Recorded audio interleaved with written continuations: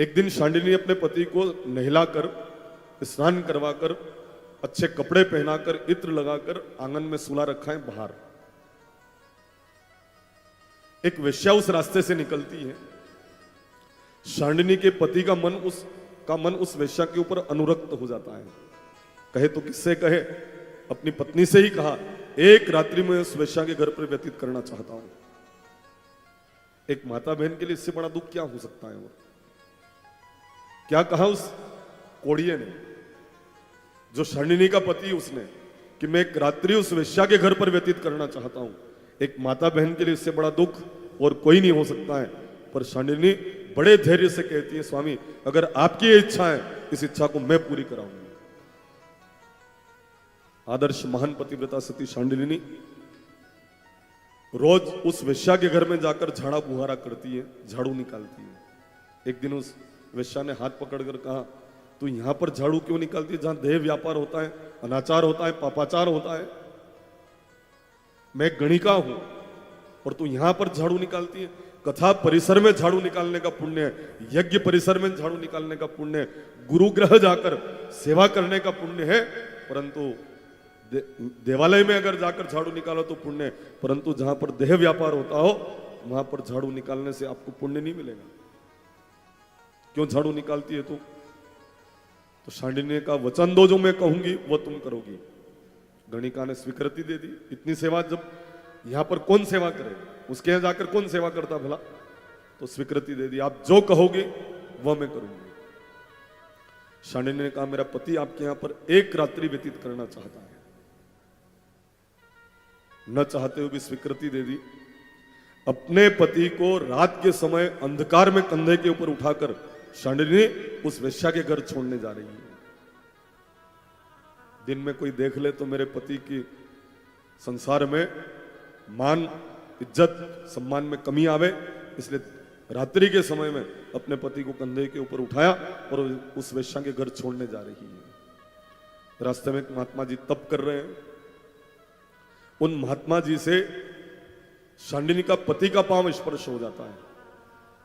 महात्मा जी उठकर कहते हैं, जिस किसी का पांव मुझसे स्पर्श हुआ है मैं श्राप देता हूं, सूर्य उदय होते हुए राख के ढेर में परिवर्तन हो जावे। मैं श्राप देता हूं। शांडिनी कह रही, महाराज मैं मेरे पति को उठा के लेके जा रही थी और आपसे पांव स्पर्श हो गया। मेरे पति का बिल्कुल भी इसमें दोष नहीं है। एक किसी भी प्रकार का लेश मात्र भी इनकी तरफ से कोई आपको कष्ट नहीं प्रदान किया गया है।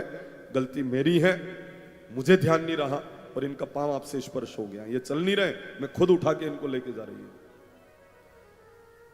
महात्मा जी कहते हैं, ब्रह्म वाक्य जनार्दनम, मैंने कह दिया तेरा पति सूर्य उदय होते ही मरेगा, मरेगा, निश्चित मरेगा तेरा पति। तब शांडिनी कहती, महाराज किस नींद में सो रहे हो आप? मैं विनती कर रही हूं तो मैं कायरणी हूं, मैं पतिव्रता हूं।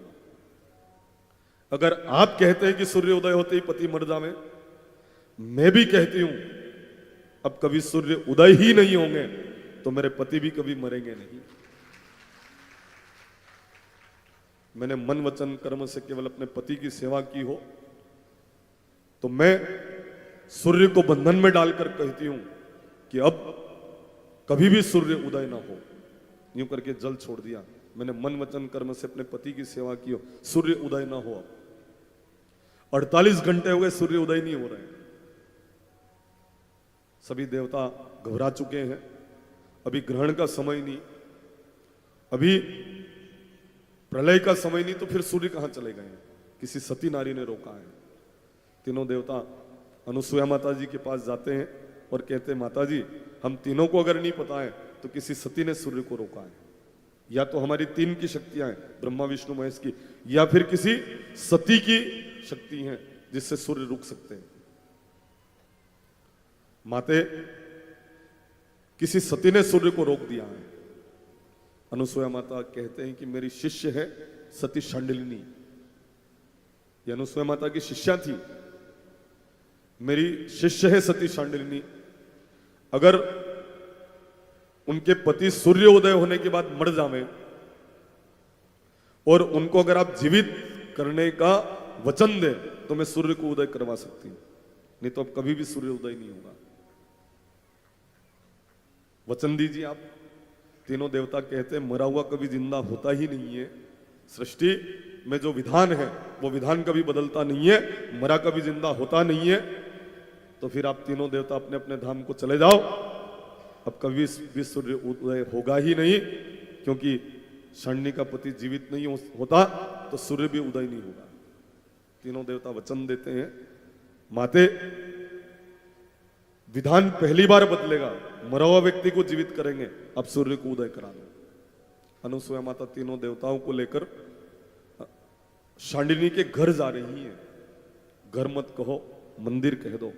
मंदिर भी शब्द छोटा पड़ता है, उसको तीर्थ कह दो जहां सती नारी विराजमान हो। एक बार किसी ने गंगा मैया से पूछा, गंगा मैया संसार के सब पापियों के पाप को तुम धोती हो, जरा बताओ तो तुम अपने पाप को कहां धोती हो। तब गंगा मैया ने कहा था, कोई सती नारी मेरे किनारे पर आती है, उसके चरणों का अभिषेक करके मैं अपने सारे पापों को धो लेती हूं। गंगा से भी पवित्र सती नारी को माना गया है। और जब अनुसुईया माता तीनों देवताओं को लेकर श्री शांडिनी जी के धाम में पधारते हैं और जाकर कहते हैं, बेटी तू सूर्य को उदय कर दे। तो शांडिनी कहती, मां आप जानती हो ना, जैसे ही सूर्य उदय होंगे और मेरे जीवन में सूर्यास्त हो जाएगा, अंधकार आ जाएगा, प्रकाश समाप्त हो जाएगा, क्योंकि मेरे पति जब नहीं रहेंगे तो मेरा जीवन अंधकारमय होगा। मैं विधवा बनकर जीना नहीं चाहती, इस कारण मैं सूर्य को उदय नहीं होने दूंगी। बेटा तेरा पति मर भी गया ना, मैं पति के महत्व को जानती हूं, मैं भी पतिव्रता हूं। अगर तेरा पति मर भी गया ना, हम जिंदा कराएंगे। तीनों देवता बाहर खड़े हैं। जैसे ही शांडिनी हाथ में जल लेकर कहती है, मैं सूर्य के बंधन खोल रही हूं, बंधन मुक्त करती हूं, मैं जैसे ही जल छोड़ूं सूर्य उदय हो जाए। जल छोड़े, सूर्य उदय हुए। शांडिनी का पति राग के डर में परिणित हुआ। सुहाग के चिन्हों को शांडिनी मिटाने लग गई। अनुसुईया माता कहती, बेटी मत मिटा इन सुहाग के चिन्हों को, तू अमर सुहागन है और आने वाले समय में तेरा नाम बहुत आदर की दृष्टि से लिया जाएगा। बेटी मैं भी तेरे पति को जीवित किए देती हूँ। हाथ में जल लिया और अनुसुईया माता ने कहा कि मैंने मन वचन कर्म से अपने पति अत्रि ऋषि की सेवा की हो, जैसे ही मैं जल छोड़ूं और शांडिनी का पति पुनः जीवित हो जाए। जैसे जल छोड़ा, शांडिनी का पति पुनः जीवित हो गया। न कोढ़ का रोग था, न भोगी था, न ढोंगी था, न परस्त्री आसक्त था, अपितु देवता के समान सुंदर काया से शांडिनी का पति पुनः जीवित हो गया। यह था पातिव्रत्य का प्रभाव।